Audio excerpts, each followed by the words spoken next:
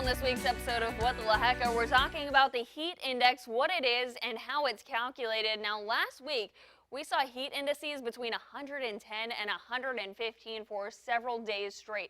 So what does that mean? Well, here's the calculation for how that number comes about. It takes into account the temperature and the relative humidity.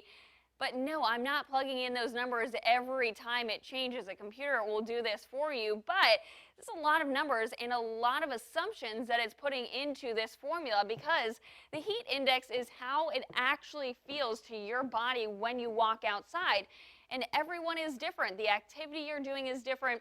The size is different. So it takes into account the average human body size. The amount of clothes you're wearing can change it, your body temperature, the wind speed, vapor pressure, and also the activity you're doing. So although we show you the heat index for a specific location, that is just taking into account the average activity, the average size, and amount of clothing. So that could change whether you're in the sun or whether you're in the shade.